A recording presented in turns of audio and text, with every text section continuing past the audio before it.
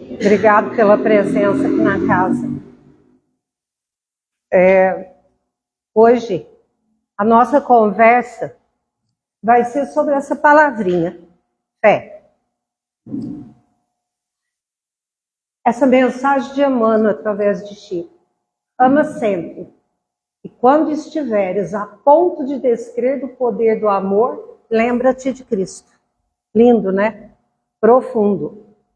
Só aqui a gente poderia conversar, acho que o ano todo e ainda não acabava. Não tenho pretensão eu aqui de esgotar todo o que se diz, o conhecimento, o que se fala, o que está no Evangelho sobre a fé. Mas tenho sim a pretensão de despertar em cada um aqui nessa noite uma reflexão para pensar como que está a sua fé, para fazer uma avaliação sobre isso. Quem não me ouvia aí atrás pode levantar a mão, tá? Que eu repito alguma coisa. Hoje eu passei na farmácia, comprei aqui um remedinho, porque do nada, comecei a tossir ali por umas 3 horas, uma tosse do nada, não estou sentindo nada, não tenho nada, mas são os desafios da vida, né? Umas coisas que talvez vêm aqui para falar, vamos ver se você vai dar conta do recado. Mesmo assim, a gente desafia e vai em frente. O que nós vamos conversar então aqui hoje, meu amigo, que teve a gentileza de fazer essa arte para mim, as palavras que eu mandei para ele estão todas contidas dentro do Evangelho. E ele fez essa arte linda para que todos pudessem visualizar e gravar, né? Porque eu gravo muito no visual, olhando a palavra escrita, ajuda a gente a memorizar. Por isso pedi para ele, porque eu gosto muito de falar, na verdade. E ele fez com tanto carinho, que está tão lindo assim. E vai me ajudar a passar. A fé é o sentimento que nasce com o homem sobre o seu destino futuro. É a consciência que ele tem das suas imensas capacidades, cujo germe foi nele depositado, a princípio adormecido, e que lhe cumpre no tempo fazer germinar e crescer por força da sua vontade ativa. Grava bem essa frase, destino futuro. Precisar, a gente volta. Passa para mim, fazendo um favor. A fé, para ser proveitosa, útil, deve ser ativa, não deve ser adormecida. Olha bem a palavra, adormecida. A fé, mãe de todas as virtudes que nos conduz a Deus, deve velar atentamente pelo desenvolvimento de suas próprias filhas, esperança e caridade, as 2 virtudes. Pode passar. Fé, esperança e caridade, trindade inseparável. Não é a fé que dá esperança? Se não tem fé, o que tereis? O que espera? Não é a fé que dá amor, que dá o amor? Se não tiver amor, se não tiver fé, que amor tereis? E que amor será? Fé, inspiração divina, desperta todos os nobres sentimentos que conduzem o homem para o bem. Fé é a base da sua renovação. E é preciso que essa base seja forte e durável, pois se a menor dúvida vier abalá-la, o que será do edifício que construíste sobre ela? Pode passar. A fé é aliada à humildade. Aquele que a possui confia mais em Deus do que a si mesmo. E sabe-se que sem Deus nada pode. Aí depois tem um finalzinho, né? Aí pode esperar. quiser voltar no primeiro, eu te agradeço. Então, todas essas frases estão contidas no Evangelho, especialmente no capítulo 19. Mas a palavra fé, ela está constante no Evangelho, do começo ao fim. E se a gente remontar a história, é só testemunho de fé, desde o início, que foram abrindo os caminhos para os percussores de Jesus. Sem essa fé, o caminho dele não teria sido nada fácil. Pois esses irmãozinhos que antecederam a ele, abnegados trabalhadores, vieram para despertar essa fé em cada um de nós. Mas ao lado dessa fé, quando a gente encontra toda a descrição, todo o incentivo, toda a nossa vontade de entender o que é fé, existe uma outra palavra importantíssima, que é também um germe ativo depositado em nós, que chama amor. Por isso que ele fala lá, né? Que sem amor o que tereis? Sem fé não tem amor, sem amor o que tereis? E que amor é esse? Então, a gente começa a entender que elas estão entrelaçadas.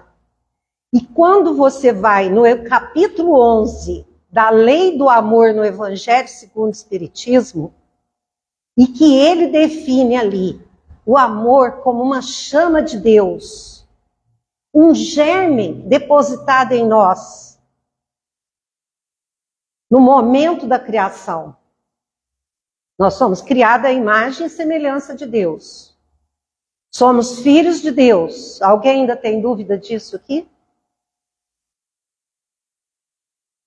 Então, quando ele explica para nós, lá no capítulo 11 da Lei do Amor, ele fala que, a princípio, nós desenvolvemos sensações e instintos, os instintos que nos deram a instigar a nossa sobrevivência. Sem esses instintos, nós não teríamos tido o progresso que nós viemos para galgar. A lei da evolução e a lei do trabalho teria sido anulada. Porque através desse instinto, através da sensação do frio, do calor, de se alimentar, a gente começou a procurar meios melhores de sobrevivência. E através dessa procura, desses meios melhores de sobrevivência, nós fomos evoluindo até chegar no sentimento. Quando ele define, lá na segunda parte, que a fé é o sentimento que nasce com o homem sobre o seu destino futuro. Então, quando nós desenvolvemos o sentimento, é porque nós já estávamos entendendo que só através do instinto a gente não ia continuar evoluindo. Com o sentimento, a gente foi desenvolvendo o senso de coletividade, de necessidade de ajuda um do outro. Que quando a gente agrupava, a gente conseguia resolver problemas de sobrevivência naquela época. Para defender de um bicho que poderia vir comer a gente, porque no princípio era assim. O espírito vivia pouco tempo, porque era acometido de várias circunstâncias de conflito, de perigo, de agressão, de bicho. A gente era devorado. Com o tempo, tudo foi evoluindo, galgando, e a gente não desistia nunca. A gente sempre procurava um meio de estar melhorando essa condição. E quando a gente chegou no sentimento a desenvolver essa vontade de viver em grupo, de querer trabalhar em nós, essa coletividade, essa solidariedade, nós fomos percebendo que tudo começava a melhorar. E de posse da exclusão desse individualismo que a gente vivia, nós começamos a despertar em nós na nossa consciência as leis naturais e as leis morais, ou seja, as leis divinas, que é imutáveis. Nós começamos a lançar mão daquilo que estava gravado na nossa consciência, para que a gente continuasse na nossa evolução. E ao despertar essa necessidade de evoluir em conjunto, onde todos seriam beneficiados, nós despertamos dentro de nós a chama da fé. Porque até então a gente era movido por uma fé. Mas a gente nem sabia isso. A gente agia por instinto. A fé nos movia, mas a gente não compreendia. Nós só fomos compreender quando nós chegamos no sentimento. Porque aí, de posse disso, nós começamos a desenvolver as duas filhas diretas da fé, que deve ser ativa, não, a esperança e a caridade, a trindade inseparável. Por quê? Porque aí nós já tínhamos lançado mão desse sentimento mais nobre, mesmo sem tomar conhecimento da real condição ali, mas a gente já sentia em nós essa chama divina. Agora, essa fé, ela precisa ser forte. Ela precisa ter base, para que ela não afunde. Teve um tempo que nós vivemos na cegueira da fé. A fé nos foi imposta como uma fé religiosa, temerosa, de um Deus que castigava. Nós passamos por essa fase. Porém, aquilo não nos sustentou mais. Ficava um vazio, uma pergunta. Mas como? Ficava incoerente o que aquilo foi plantado com aquele conhecimento interno dentro de nós. Deus não podia ser aquele Deus que castigava. Deus não podia ser aquilo que era pregado para nós, imposto para nós. A gente sentia a falta de algo mais. Porque esse algo mais era nossa consciência e a chama de Deus dentro de nós, nos impulsionando a procurar aquilo que seria melhor para nós, para a nossa evolução. Agora, essa fé, ela tem que ter essa base. E tem que ser uma base sólida. Uma base que nós não falamos mais eu creio, mas que nós vamos falar eu sei, porque eu creio. Nós temos que mudar essa frase. Porque aí eu vou falar eu não tenho, não passo por isso porque eu sei. É aonde eu vou vencer todas as dores, as tribulações, o desânimo, que é uma falta que está no Evangelho. No capítulo 5, bem-aventurados aflitos, o desânimo é uma falta que deveis combater em vós. Né? Então, quando nós somos acometidos por esse desânimo, é porque está faltando conhecimento, compreensão das leis divinas. Então não é só confiar, é dizer eu sei. A doutrina espírita, ela nos dá essa base sólida. Ela nos mostra, através das leis de causa e efeito, o porquê, de onde eu vim, por que eu estou aqui, o que eu estou fazendo aqui. É uma reflexão para vocês, o que vocês estão fazendo aqui hoje. O que vocês vieram buscar hoje? Uma receita de bolo? Pronta? Ou veio desenvolver um pouco mais a fé? Para querer evoluir como espíritos que nós somos em primeiro lugar, a desenvolver e valorizar os bens espirituais, primeiro, do que os bens temporais e materiais. E o porquê que eu faço isso? O que eu espero ganhar com isso? E tocar harpa no céu? Deitadinho numa nuvem? Tirando férias? Não. O Filho de Deus veio para servir, não para ser servido. Ninguém está aqui de férias para ser servido com bandejinha na mão. E nem se sentir dono que o seu tempo é meu. O tempo é meu, eu faço o que eu quiser. Faz. Deus é tão pai de amor e bondade que ele nos deu o livre-arbítrio para a gente agir como quiser. Mas tudo nos é dado, mas nem tudo nos convém.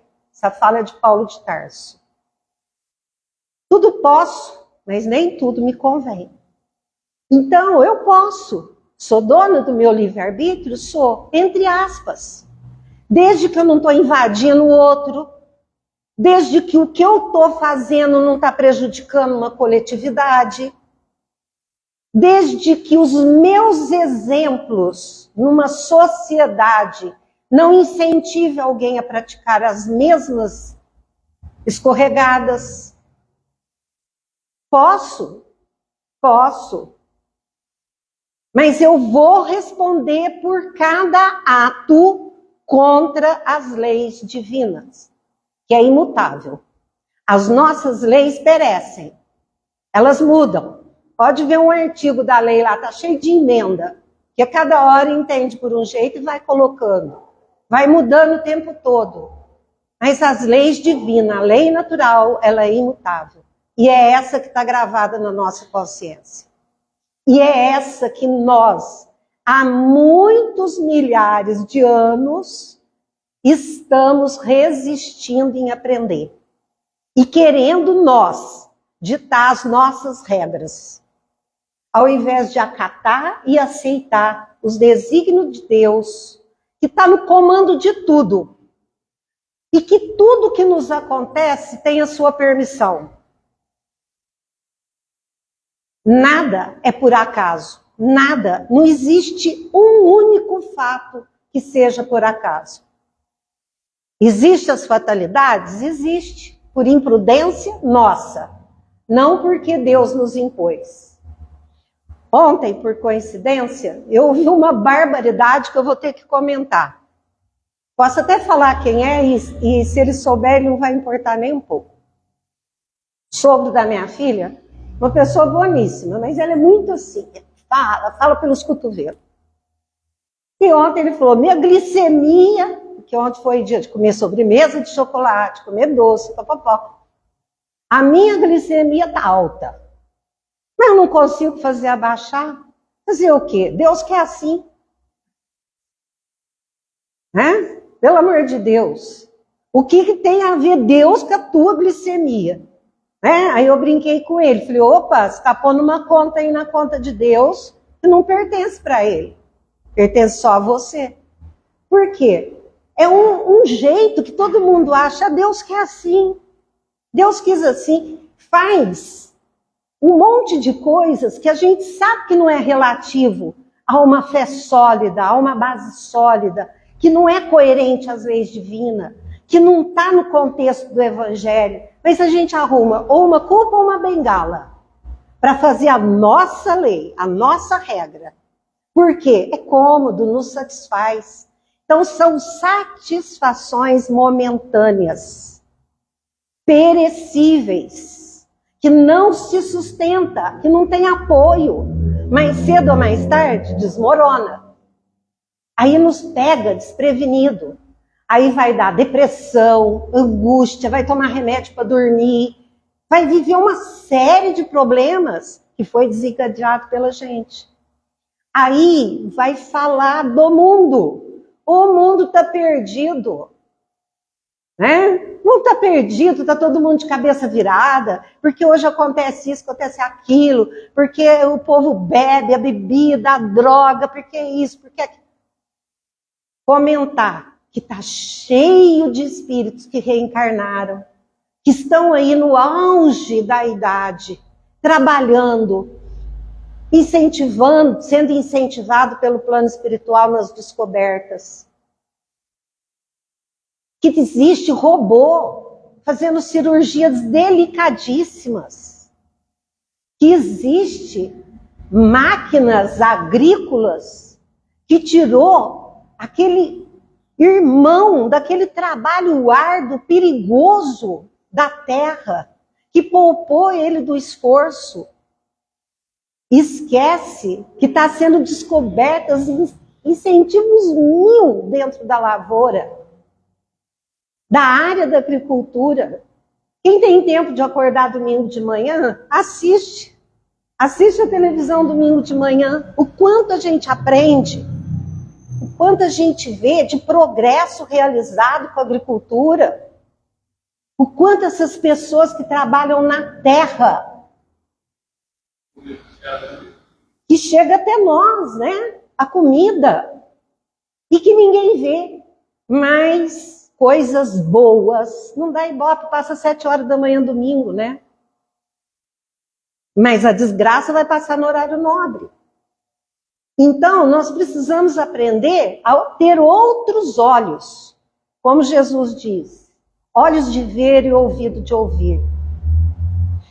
Então, ao lado de tanta tragédia, ao lado de tanta coisas acontecendo que nos entristece e muitas vezes nos torna indiferente, nós vemos a evolução. Então, naquela frase, piedade, Senhor, para quem não te conhece, e esperança para quem sofre. Porque quantos ainda não entenderam a mensagem de Jesus? E quantos que ainda estão esperando o Messias? Somos nós que podemos mudar. Nós, está dentro de nós, toda a nossa força, a chama, o germe divino do amor, da fé. Então somos nós que podemos mudar. Não tem receita. É que cada um faça o movimento que foi feito instintivamente no passado, mas agora consciente, para que a gente possa continuar galgando a evolução, que é para isso que nós reencarnamos. Espíritos que vieram à Terra para crescer e evoluir. E não é na próxima, é hoje, é agora, o momento é agora. Está acontecendo, a Terra vai passar de mundo de expiação e provas para mundo regenerador. Creia nisso, confia nisso, porque essa é uma lei. E vai acontecer. E os espíritos que não conseguir acompanhar essa evolução, eles vão ser deportados para outros mundos. Aonde Deus, através do amor e da bondade, lhe dá um novo recomeço. Num planeta mais árido, com mais dificuldade, para ele recomeçar. E aqueles que aceitaram e se impõem a si essas leis, e têm vontade de praticar, e de colocar essa força em atividade e não deixá-la adormecida, o plano espiritual nos ajuda, nos guia, nos mostra caminho, nos sustenta na hora da nossa dor e do nosso sofrimento. Sofre mais quem quer sofrer, sofre menos quem pede ajuda. Então hoje, vocês pensaram que eu não ia trazer uma história? Não vale dormir, hein? Então hoje eu trouxe outra história para brilhantar essa introdução, que foi só uma introdução que nós falamos da fé. A história que eu trouxe, mais uma vez, está nos Mulheres Fascinantes, tá bom, Aninha? Então, esse livro foi escrito por Leon Tolstói um escritor russo que desencarnou em 1910. E de volta à pátria espiritual, as pessoas pensam que voltou à pátria espiritual, vai criar asa, virar anjo, virar santo. Não. É a mesma coisa, a mesma pessoa, com as mesmas tendências, com os mesmos gostos. Então, ele foi se reunir com as afinidades dele, que eram escritores também. E aí ele foi percorrer as colônias espirituais, atrás de histórias que valia a pena ele escrever. E aqui não desprezando os homens, que teve muitas participações na história, mas Leon Tolstói resolveu escrever só sobre as mulheres. Por isso que chama Mulheres Fascinantes. E aí ele começou a escrever sobre a história dessas mulheres que conviveram com Jesus enquanto ele estava aqui na Terra. E a história de hoje é de uma cigana que chama Esmeralda. Chama, que eu vou falar dela agora, como se ela estivesse narrando aqui agora. Esmeralda conta a sua vida para o Leon Tolstói. E Leon Tolstói escreve o livro através da mediunidade, né, de psicografia de Cirineia e Yolanda Maffei. É claro que eu não vou conseguir contar os nuances da história, porque o nosso tempo é curto. Mas eu vou dar um resumo da história, que vai abrilhantar essa noite para a gente voltar para casa refletindo na nossa fé. Então, era o tempo que Jesus caminhava aqui na Terra. Jesus caminhava por toda a Judéia, a Síria, pregando, disseminando as suas palavras para um povo atrasado, espíritos ignorantes, ainda sem entender nada da mensagem deles. Muitos espíritos vieram para abrir esse caminho para Jesus.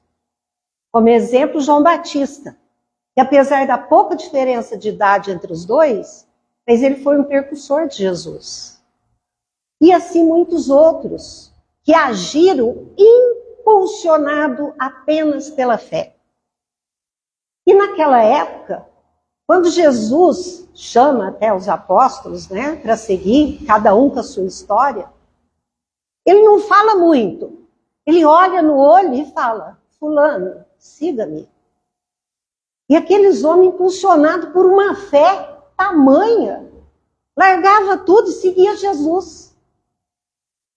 Já pensou hoje, a gente vê um homem andando pela rua, falando Jesus, que era filho de Deus, olha para ele, siga-me, larga tudo. Será que a gente iria? Então, Jesus fazia isso. Só que tem uma coisa, né? Jesus tinha uma aura gigante, um campo vibratório gigante. Aquilo ali era atraído. Era um campo vibracional que, se você entrasse naquele campo vibracional, você não saía mais. Tamanho era o amor, a luminosidade e a grandeza desse espírito. E ali Jesus caminhava fazendo as suas pregações. Ao lado disso, Roma tinha dominado todo o Oriente. Explorando, saqueando, dominando, matando, explorando, escravizando. Mas quem perseguiu de fato Jesus foi primeiro o povo dele, os judeus. Eles foram os primeiros a instigar Roma contra Jesus. E até mesmo a cidade, que uns falam que Jesus nasceu em Belém, né? Outros que é Nazaré. Mas não vem ao caso onde ele nasceu, se é Belém, se é Nazaré, o que importa é o que ele fez. Mas como é dito que em Nazaré, uma aldeiazinha, ele foi quase que praticamente morto, apedrejado. Porque aquele ditado, santo de casa não faz milagre. Não acreditaram nele.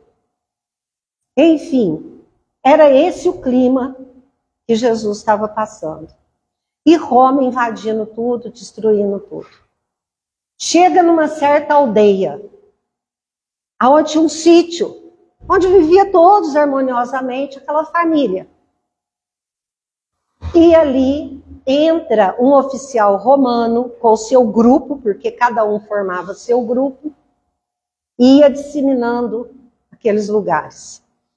E mata a família toda. Destrói tudo, quebra tudo. Isso aconteceu, tá, gente? Não é uma história inventada, é real. No desespero que a mãe vê, ele sendo invadido, morto, assassinado, ela pega sua filha menor, de 4 anos, e joga debaixo de um móvel bem pesado, e empurra o móvel, e nisso ela já é abordada pelos soldados de Roma, chefiado por um. Ali elas são, ela, as filhas, todas estupradas, as servas, várias e várias vezes até a morte. A menina, da onde estava, assiste tudo, vê tudo e entra em choque, não se mexe, fica paralisada. Eles vão embora e não percebe que ficou aquela criança viva. Porque até os animais eles mataram. Não ficou nada, tudo destruído. E dali ela vê o rosto do líder, de quem comandava tudo. Quando tudo passa, que ela sai lá de dentro desse móvel, e ela entra em choque de novo, de ver toda a família, tudo banhada de sangue. Ela vai caminhando e perde o sentido, fica ali caída entre os mortos. Nisso, chega uma caravana de ciganos, do povo nômade, né? Que nós chamamos aqui de ciganos, que percorria aquela região. Quando eles chegam, eles ficam assim, estarrecidos de ver aquela chacina. E começa a juntar os mortos para ser enterrado. Quando a menina já vai ser enterrada viva ali, uma pessoa vê que ela se estremece. Chegam perto, vê que ela está viva. Aí eles socorrem, adota aquela menina. E ali mesmo eles já põem o nome nela de Esmeralda, porque ela nem sabia mais o nome dela. Tamanho era o estado de choque que ela estava. Daí ela, porque chamaram ela de Esmeralda porque ela tinha os olhos grande e verde, da cor da esmeralda.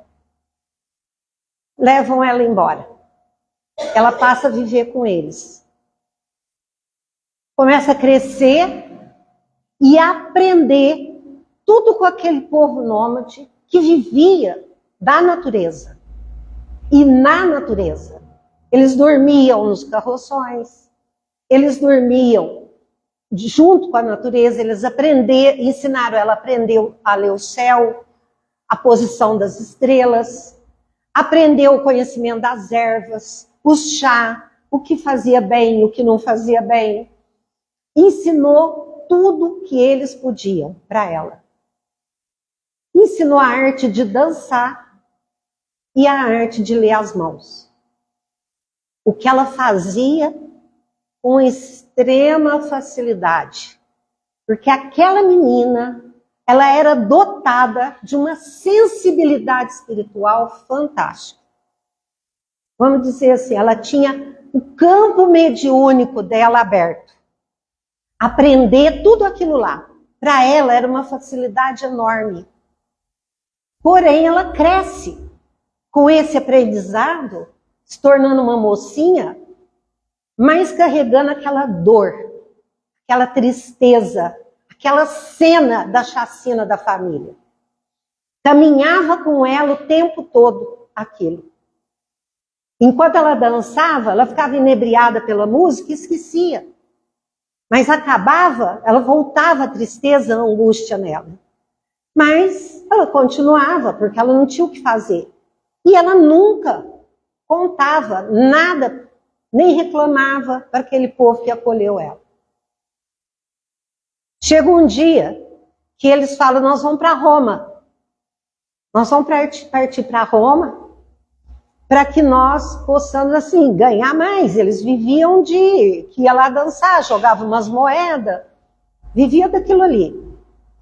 Chegaram em Roma e foi preparada a noite para as ciganas dançar, para chamar a atenção das pessoas.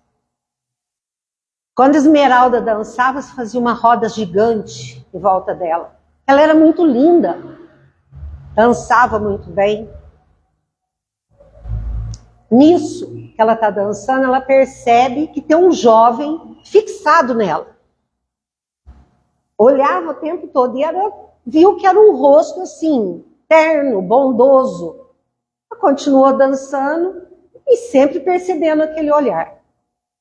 De repente aparece do lado do moço um outro oficial, e era um oficial romano, um outro oficial romano, mais velho, e quando ela olha, ela reconhece o rosto do assassino da família.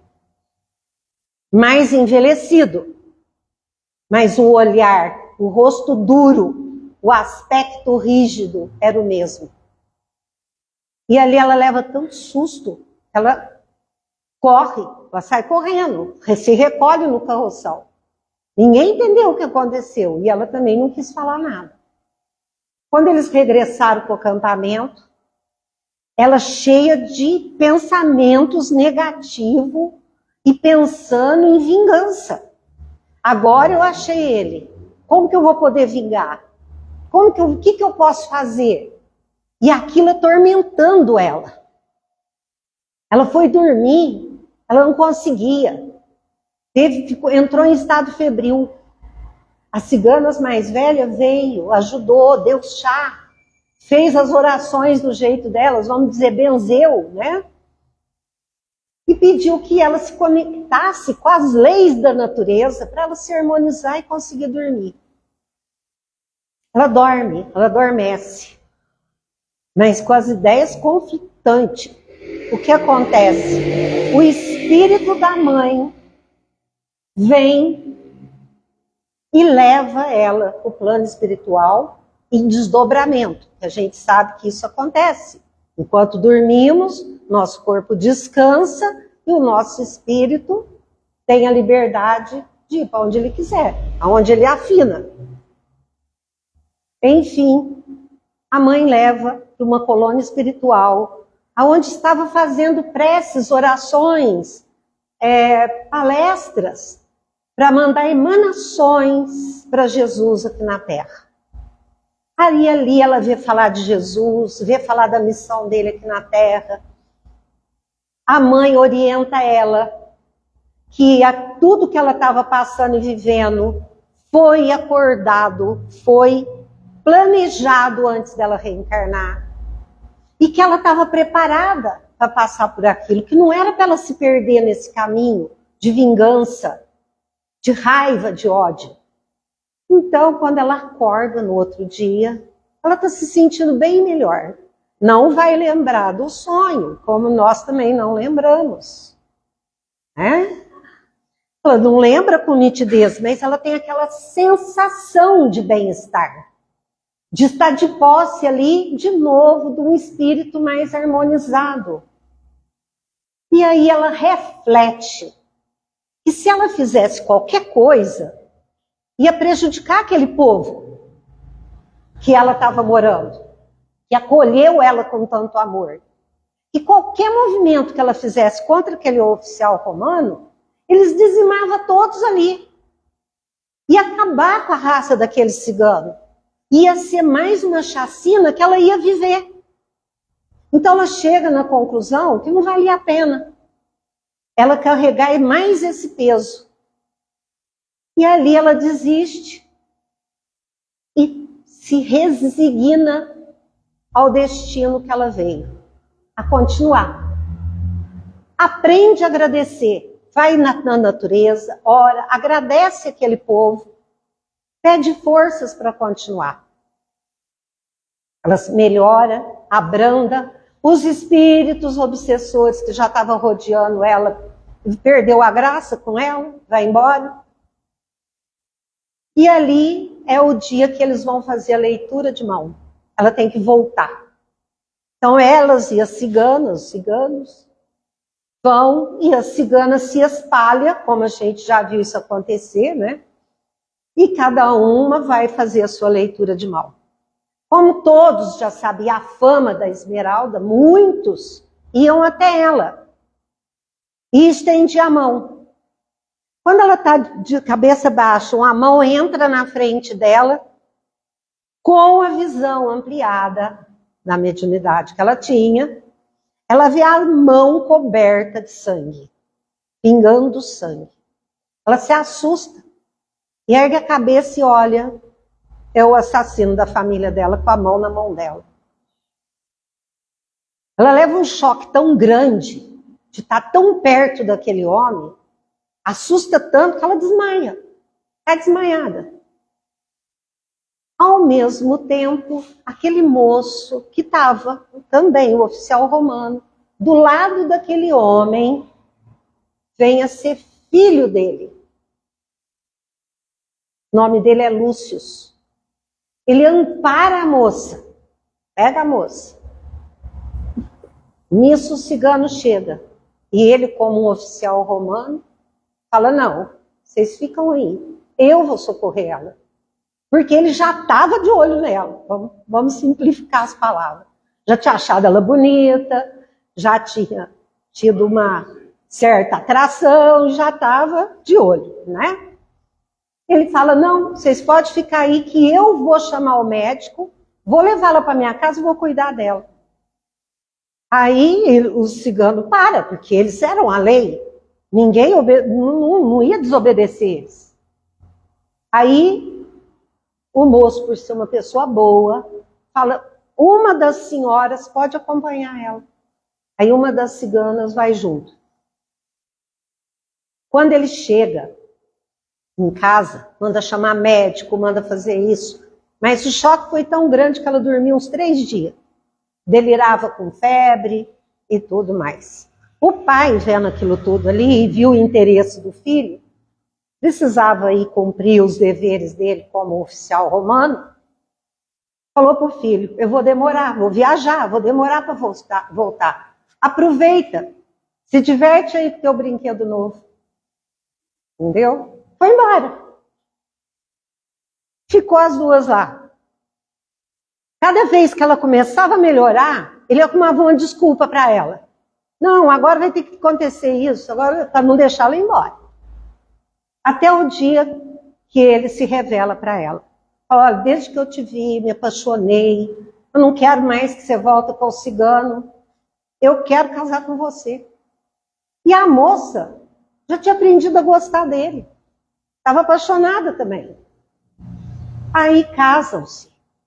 E quando ele comunica ao pai através de uma carta que ele vai casar, o pai responde bem, né? Daquela maneira de, vamos dizer, rude, grossa, que logo ele ia desistir e que mulher morria fácil. Naquela época a mulher morria fácil mesmo. E que logo ele podia arrumar quantas ele quisesse.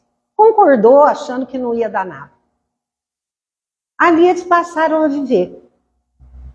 Os dois desenvolveram uma afinidade real de afeto. O filho resolve, rasga a carta para ela nunca ver, e ela decide que ali ela jamais ia contar para o marido o que o pai tinha feito, por causa da bondade e da dedicação do marido. Passa um tempo, vem para o oficial de Roma, para o Lúcio, que ele tinha que ir para Jerusalém, fazer um trabalho. Vai os dois para lá.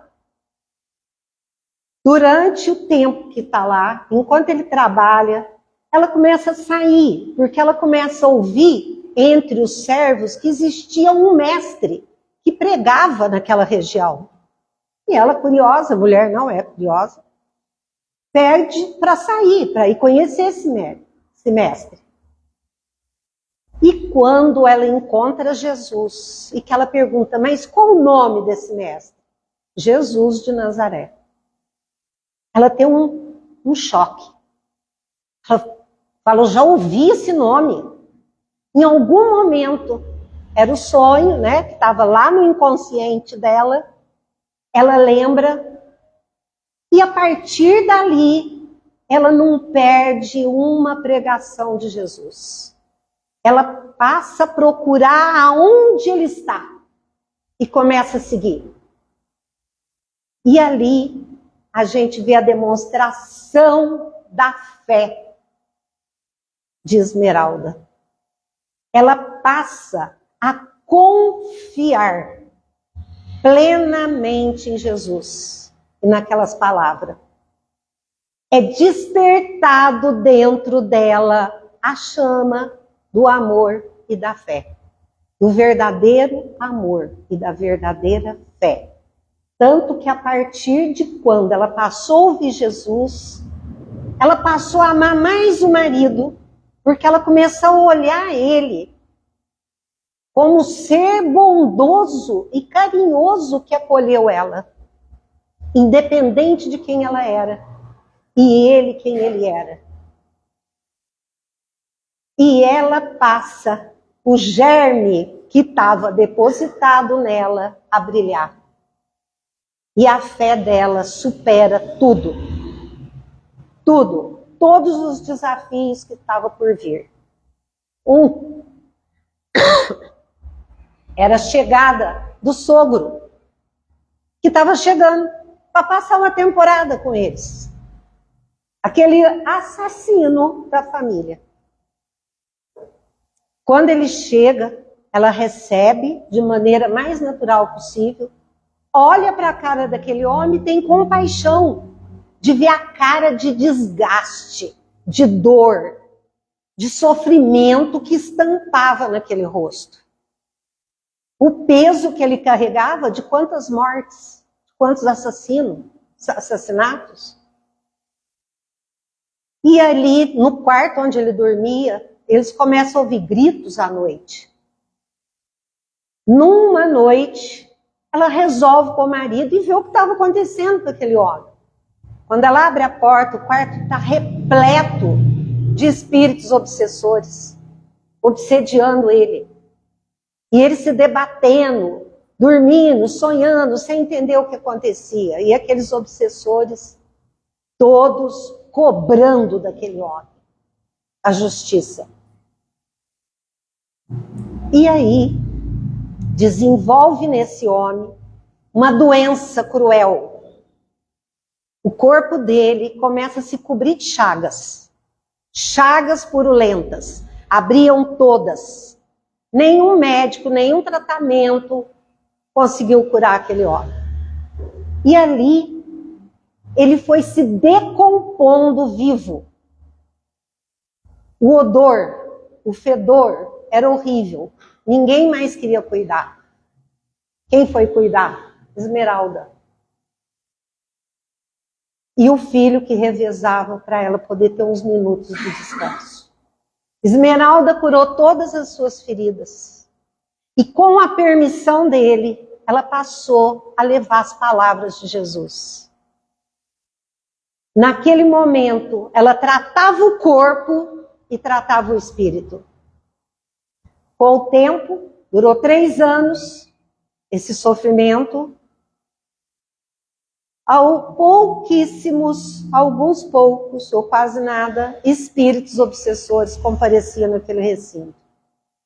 Porque através da compaixão dela, da dedicação, da escolha naquele momento entre vingar e cuidar e perdoar, ela foi por um caminho que deu a todos um exemplo para que eles também seguissem o caminho deles e perdoassem aquele espírito. Ele desencarna. Desencarnou muito 1000 vezes melhor do que quando encarnou, graças a Esmeralda. Retorna à pátria espiritual, melhorado, arrependido, levando dentro dele as palavras de Jesus. 6 meses após isso, o marido é acometido por uma doença inexplicável. Um mal súbito. Procurou todos os recursos possíveis. Não teve êxito. O marido desencarna. Na época em que ela estava vivendo o maior júbilo de redenção, sem tormento, sem culpa, sem nada, que tinha tirado dela aquela visão dos assassinatos, tinha sumido. Ela não enxergava mais aquilo, tinha diluído, dissolvido. E ela estava vivendo uma plenitude com aquele marido amado. Em nenhum momento ela desespera. Ela reflete o que eu tenho que aprender com isso. E ela pede, mentaliza Jesus, pede força e pede orientação. Ela tem um reflexo de um pensamento, de uma visão. Ela com a roupa de cigana, de volta no carroção. E ela entende a mensagem que veio para ela. Ela estava rica, ela tinha palácio, ela tinha servos, criado. Ela vende tudo, doa tudo, acaba com tudo. Vai lá no baú, pega a roupa de cigana que ela chegou um dia, veste, pega umas moedas que faz com que ela chegue até onde estão os ciganos. E a partir daquele dia, ela sai de aldeia em aldeia, em lugar, levando a palavra de Jesus. Tornando ali uma serva. Disseminando. Foi uma semente que Jesus jogou na terra fértil. Como tantas outras.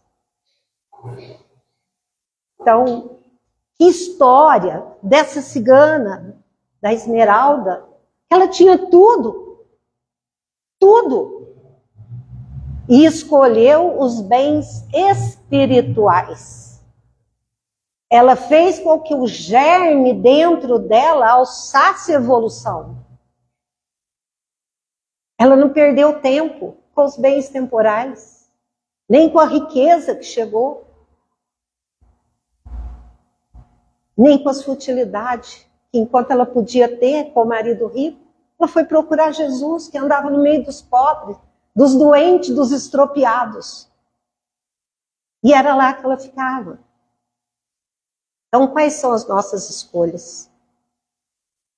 Quando nós falamos em fé e nos sentimos fraquejar, vamos lembrar da última parte. Por favor, Nilber. Podem ler comigo. Ajuda-te e o céu te ajudará. Pede e se vos dará. Buscai e achareis.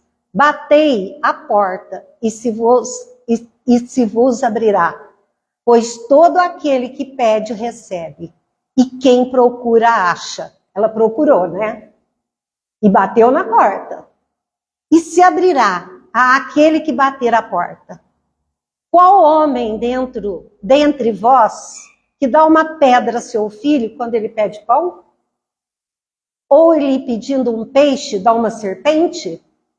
Se, pois, sendo maus como sois, saber dar boas coisas aos vossos filhos. Conquanto mais forte razão o vosso Pai que estás no céu, dará os verdadeiros bens àqueles que lhe pedirem. Está em Mateus, versículos 7 a 11.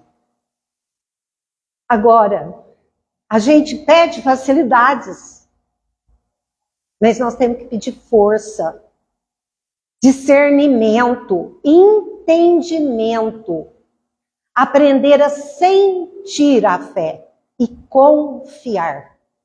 Nós não estamos, ninguém, ao relento e muito menos abandonado. Além de termos o nosso comandante Jesus, que criou esse orbe magnífico que a gente vive, ele nos deu o nosso protetor, nosso anjo da guarda, nosso guia, fale como quiser. Lembre dele. Se a gente acha que a nossa fé está fraca, pede para ele. Nós não viemos aqui para nos perder, nós viemos aqui para nos encontrar. E já passou da hora de acontecer isso. Né? Quando Jesus deixou toda essa mensagem que nós lemos aqui, foi há quanto tempo? Nós estamos em 2024. Quanto tempo mais ele está esperando? Então, que a mensagem de fé hoje, vocês voltem para casa analisando qual o tamanho da sua fé. Mas mesmo que ela seja do tamanho de um grãozinho de mostarda, como está no Evangelho, faz toda a diferença. Que Jesus ilumine a todos e que esse germe do amor e da fé brilhe dentro de cada um. Muito obrigada.